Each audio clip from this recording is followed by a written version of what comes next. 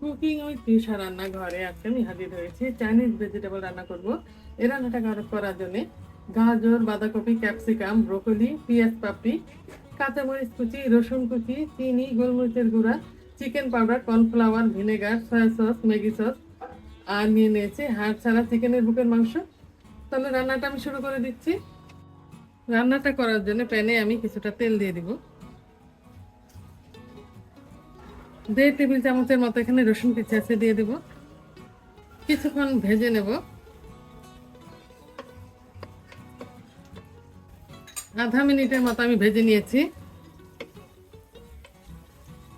এবার আমি ম্যারিনেট করা চিকেনগুলো দিয়ে দিব। এখানে আমি 1.5 কাপের মতো নিয়েছি। ভালো করে ধুয়ে পানি জড়িয়ে পাতলা পাতলা করে টুকরা করে নিয়েছি। আর সয়া সস, গোলমরিচের গুঁড়া আর একটু ভিনেগার দিয়ে আমি মাখিয়ে নিয়েছিলাম। এবার দিয়ে দিব।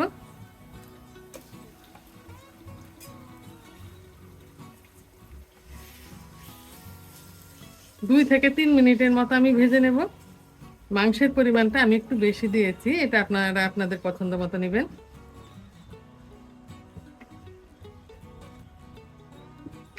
চুলার আঁচটা আমি বাড়িয়ে দিয়েছি। 3 মিনিটের মতো আমি চিকেন কষিয়ে নিয়েছি। রান্নার এই পর্যায়ে দিয়ে দেবো 1/2 চা চামচের মতো গোলমরিচের গুঁড়া আর 1 চা চামচ পরিমাণ চিনি। আর দিয়ে দিব 1.5 টেবিল চামচ পরিমাণ কাঁচা পাকা মরিচ কুচি করে নিয়েছি। ঝালটা আপনারা আপনাদের পছন্দ মতো দিবেন। এবার দিয়ে দিব গাজর, দিয়ে আবার 1 মিনিটের মতো আমি ভেজে নেব।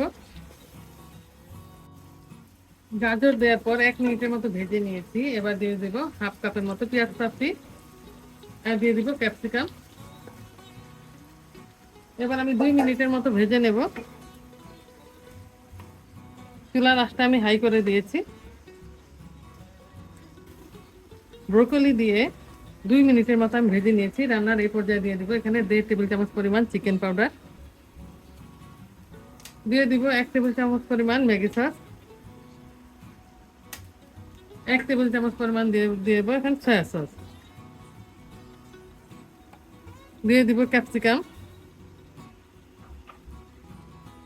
বাঁধাকপি কেটে নিয়েছিলাম ওগুলা দিয়ে দিব। দিয়ে আবার 1 মিনিটের মতো আমি রান্না করে নেব। তারপর নামানোর আগে কর্নফ্লাওয়ার দিয়ে নামিয়ে নেব।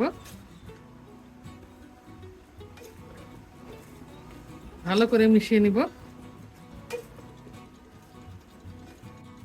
বাঁধাকপি দেওয়ার পর 1.5 মিনিটের মতো আমি রান্না করেছি। এবার এখানে 2 টেবিল চামচ পরিমাণ কর্নফ্লাওয়ার আমি গুলে নিয়েছি। কর্নফ্লাওয়ার দিয়ে আমি নামিয়ে নেব।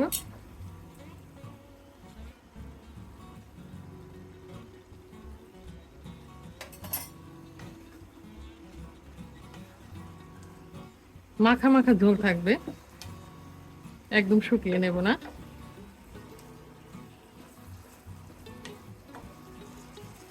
রান্নাটা আমার কমপ্লিট হয়ে গেছে। এবার একটা সার্ভিং ডিশে নিয়ে দেখিয়ে দিচ্ছি রান্নাটা কেমন হয়েছে।